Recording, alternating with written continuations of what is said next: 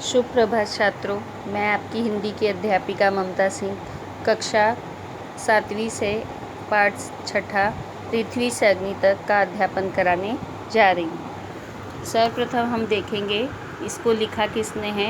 Doctor APJ Abdul Kalam जी ने। अब हम इनका परिचय देखेंगे। APJ अब्दुल कलाम जी का जन्म 15 अक्टूबर 1931 में हुआ। इनकी मृत्यु 27 जुलाई 2015 में मेघालय, भारत में हुई। भारत के मिसाइल मैन, भारतीय गणतंत्र के 11वें निर्वाचित राष्ट्रपति भी ये रह चुके हैं। पेशे से ये प्रोफेसर, लेखक, वैज्ञानिक और इंजीनियर थे। इन्हें भारत रत्न 1997 में और विशिष्ट शोधार्थी के रूप में 1994 में, पद्म विभूषण 1990 और 1981 से इन्हें सम्मानित किया गया। ये जो पाठ है यहाँ पर पृथ्वी से अग्नि तक, ये एक आत्मकथा है, जिसमें यहाँ पे प्रस्तुत आत्मकथा के अंश में लेखक ने अग्नि के प्रक्षेपण में आने वाली कठिनाइयों और वैज्ञानिकों के अथक परिश्रम को स्पष्ट किया है। यह पाठ अब्दुल जी की आत्मकथा है। इसके माध्यम से बताना चाहते हैं कि मनुष्य के जीवन में मुसीबतें तो आती रहेंगी, किंतु जीवन की राह में वही मनुष्य कामयाब होता है जो जीवन की राह में आने वाले संकटों और समस्याओं को रौंद कर आगे बढ़ने की हिम्मत दिखाता है।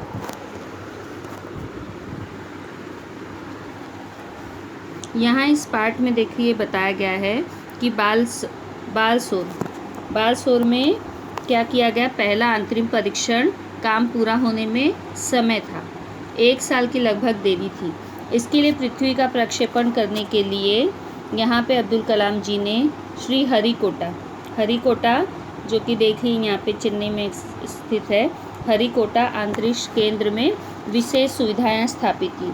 सुविधाओं में क्या क्या था देखिए। लॉन्च पैड की व्यवस्था की गई। उसके अलावा ब्लॉक हाउस है, उसकी व्यवस्था की गई। नियंत्रण कक्ष इसके द्वारा अग्नि परीक्षण के लिए पूरी तैयारी की गई थी। अब हम यहाँ पे देखेंगे इस पाठ में क्या लेखक ने स्पष्ट करना चाहा है। एक आत्मकथा अब्दुल कलाम जी ने जो उनके ऊपर बीती हुई है उसे यहाँ पे पाठ के रूप में प्रस्तुत किया है। बालसोर में अंतरिम परीक्षण का काम पूरा होने में अभी भी कम से कम 1 साल की देरी थी। हमने पृथ्वी के प्रक्षेपण के लिए श्री हरिकोटा अंतरिक्ष केंद्र में विशेष सुविधाएं स्थापित की। इनमें से एक लॉन्च पैड, ब्लॉक हाउस, नियंत्रण उपकरण तथा चलित दूरमिति केंद्र शामिल थे, जैसे कि मैंने अभी आप लोगों को चित्र द्वारा दिखाया। पृथ्वी उपग्रह को 25 फरवरी 1988 को सुबह 11:23 पर छोड़ा गया। यह देश के रॉकेट विज्ञान के इतिहास में एक युगांतरकारी घटना थी। यानी युगांतरकारी का अर्थ होता है युग को बदलने की घटना। युग प्रवर्तक निर्देशित मिसाइलों के क्षेत्र में एक आत्मनिर्भर देश के रूप में उद्भव का अर्थ होता है उत्पत्ति, संसार के सभी विकसित देशों को विचलित कर दिया। सामर्थ्यशील नागरिक, अंतरिक्ष उद्योग और व्यवहार्य मिसाइल आधारित सुरक्षा प्रणालियों ने भारत को चुनिंदा राष्ट्रों के समूह में पहुंचा दिया। चुनिंदा का अर्थ है चुना हुआ, प्रणाली का अर्थ हुआ पद्धति। अब यहाँ पे इसके प्रयोग द्वारा भारत को जो विकसित देश थे, विकासशील देश थे, उसके तुलना में पहुंचा दिया। लेकिन क्या एक पृथ्वी ही पर्याप्त होगा? क्या 4-5 मिसाइल प्रणालियों को स्वदेशी विकास हमें पर्याप्त रूप से ताकतवर बना पाएगा? उसी समय अग्नि को एक टेक्नोलॉजी प्रदर्शन परियोजना के रूप में विकसित किया जा रहा था। देश के भीतर उपलब्ध समस्त संसाधनों को दांव पर लगाकर, संसाधनों यानी जो भी हमारे पास साधन थे उसके द्वारा दांव पर लगाकर अग्नि टीम में, यहाँ पे हर किसी भी कार्य के लिए आपने सुना होगा 5-10 व्यक्ति होते हैं, लेकिन जो ये टीम थी जो कार्य कर रही थी इसमें कितने थे?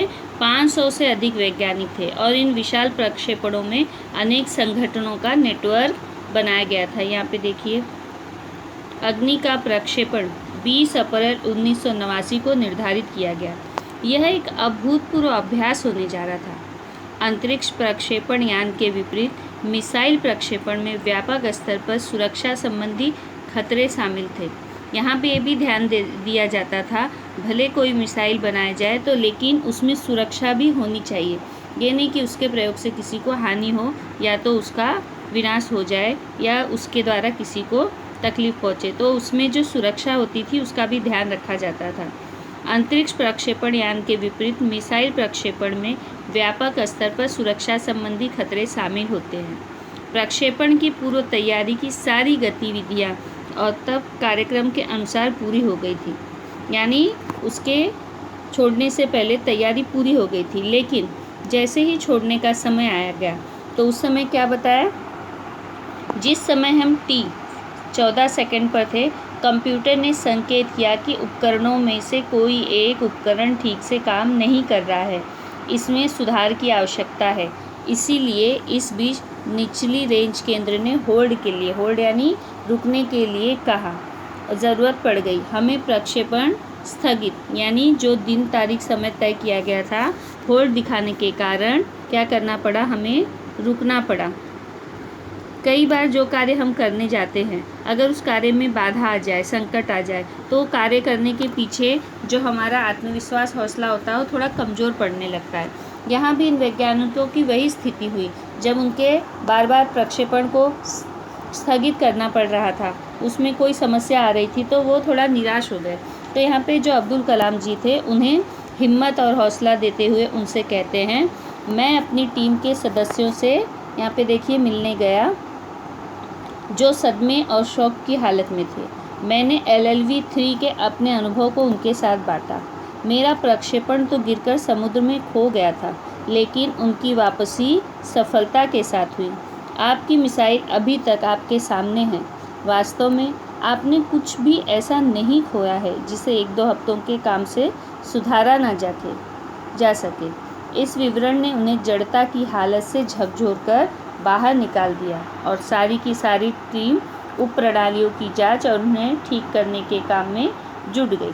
अब यहाँ पे देखिए, इन लोग निराश हो जाते हैं कि कोई काम जो आपने तैयार कर लिया है और उसमें आपको सफलता मिलने वाली है, तभी पता चले कि कोई समस्या है जिसके कारण वो कार्य नहीं हो पाएगा, तो आप एक निराश हो जाते हैं, दुखी हो जाते हैं। वही हालत यहाँ पे इन वैज्ञानिकों की थी जब प्रक्षेपण को स्थगित करना पड़ रहा था।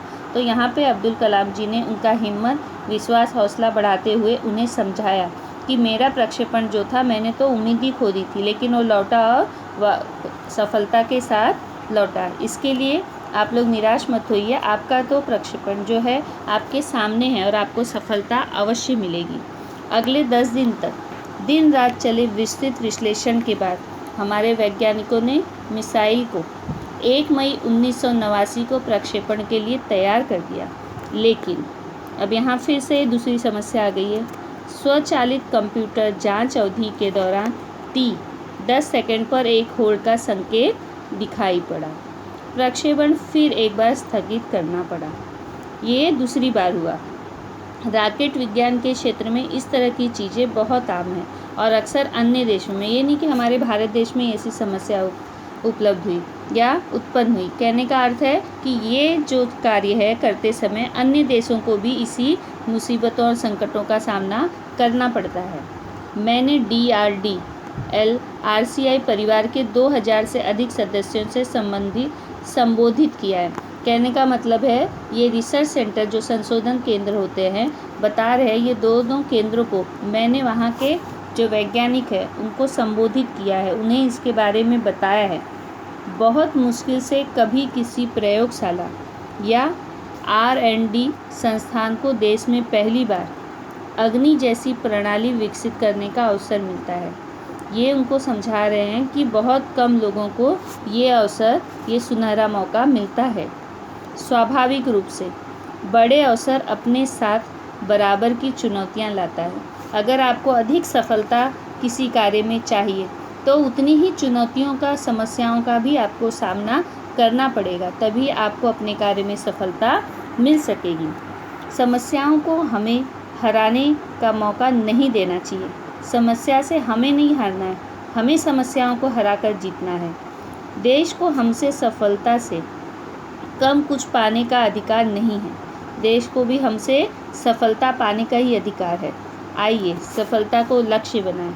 अपना संबोधन लगभग ख़त्म कर चुका था कि मैंने लोगों को कहते हुए पाया, मैं आपसे वादा करता हूँ, महीना के ख़त्म होने के पहले ही अग्नि के कामयाबी से प्रक्षेपण करने के बाद हम यहाँ वापस मिलेंगे।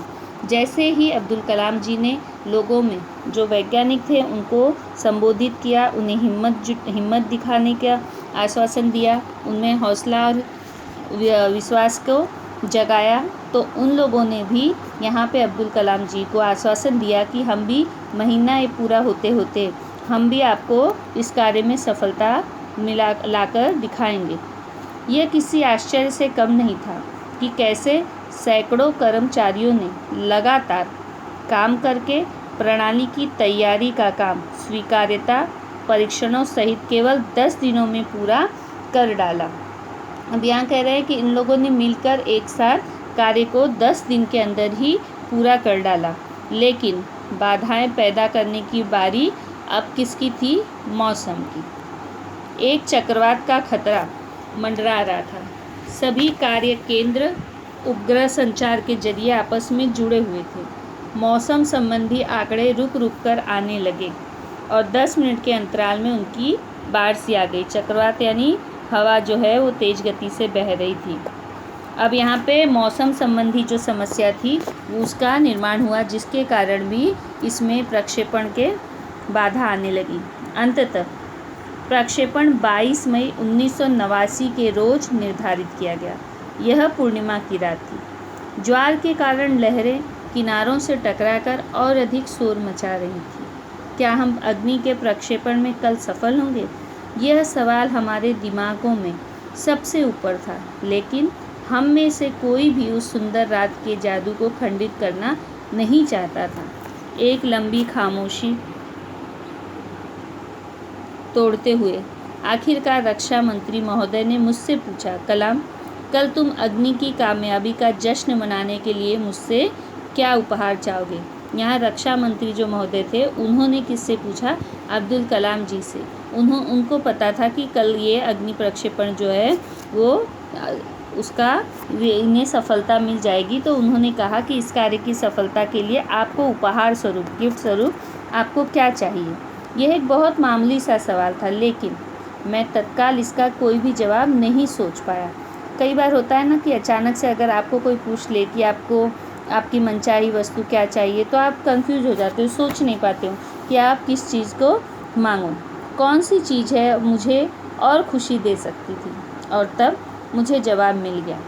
हमें RCI में लगाने के लिए, जो केंद्र है उनका अनुसंधान केंद्र, वहाँ पे लगाने के लिए 1 लाख पौधों की ज़रूरत है। मैंने कहा। अगले दिन सुबह 7:10 पर अग्नि मिसाइल प्रज्वलित हो उठी। यह एक परिपूर्ण प्रक्षेपण था। सभी उड़ान मानक पूरे हुए। यह एक दुख स्वप्न भरी नींद के बाद एक खूबसूरत सुबह में जागने जैसा था। होता है ना कि आप नींद में ऐसा कोई बुरा स्वप्न देख रहे हो, बहुत चिंता में हो, जैसे आप नींद उससे उड़ जाओ तो आपका स्वप्न क्या होता है, हट जाता है। तो ये जो अग्नि प्रक्षेपण भी था ये उसी के समान था। हम अनेक कार्य केंद्रों पर 5 साल की कड़ी मेहनत के बाद लॉन्च पैड पर आए थे। पिछले 5 हफ्तों में गड़बड़ियों की एक श्रृंखला की अग्नि परीक्षा से गुजर रहे थे। महीनों से ऊपर इन्हें इसको स्थगित करना पड़ रहा था, तो ये समस्या इनके सामने आ रही थी, लेकिन अंततः हमने ये कर दिखाया। यह मेरे जीवन के महानतम क्षणों में से एक था। सिर्फ 6 सेकंड। कितना? सिर्फ 6 सेकंड। तैयारी इनकी कितने दिनों से थी? 500 से अधिक वैज्ञानिक लगे थे। केवल 6 सेकंड्स की भव्य उड़ान ने हमारी सारी थकान को एक पल में धो डाला। सालों की मेहनत का क्या शानदार नतीजा निकला। अब यहाँ पे देखिए प्रक्षेपण, अग्नि प्रक्षेपण की सफलता को दिखाया गया है, किस तरह से यहाँ पे इन लोगों को अपने कार्य में सफलता मिल गई। अंततः इस पाठ द्वारा हमें सीख मिलती है कि देश के महान व्यक्ति अब्दुल कलाम ने स्वयं अपनी आत्मकथा के माध्यम से देश के नवयुवकों को क्या किया है, उनमें आत्मविश्वास और हौसला को जगाया है। और उन्होंने कहा है कि सपने उन्हीं के सच होते हैं जो सपनों को साकार करने की शक्ति अपने भीतर रखते हैं। मनुष्य हिम्मत और हौसलों द्वारा अपने लक्ष्य की प्राप्ति कर सकता है। इसलिए क्या करना चाहिए? व्यक्ति को अपने अंदर हिम्मत और हौसला रखना चाहिए। अगर तुम सूरज की तरह चमकना चाहते हो तो पहले सूरज की तरह जलना सीखो। अब्दुल कलाम द्वारा ये संबोधित करने पर सारे वैज्ञानिकों के हौसले हिम्मत बढ़े और यही हिम्मत हौसला वह आज के नवयुवकों में भी चाहते थे। इसलिए अक्सर वो संबोधित करते समय नवयुवकों को प्रेरित करते रहते थे। यहाँ पे देखिए शब्द वाटिका: युगांतरकारी, युग प्रवर्तक, आत्मनिर्भर, स्वावलंबी, चुनिंदा, चुना हुआ, अभूतपूर्व, अनोखा, गतिविधियाँ, कृतियाँ। मुहावरे है: दांव पर लगाना, यानी कुछ पाने के लिए बदले में कुछ लगाना। सदमा: दुखद घटना का आघात, झकझोरना, झंझोड़ना। चक्रवात, बवंडर। अंतराल: बीच का समय। नतीजा, परिणाम। मैंने आप लोगों को PDF द्वारा प्रश्न उत्तर शब्दार्थ से आपको भेजा है, जो कि आपको हिंदी की नोटबुक में लिखना है। अंततः इन्हें अपने कार्य में सफलता मिल ही गई। यहाँ पे अपना मैं स्पष्टीकरण समाप्त कर रही हूँ। धन्यवाद।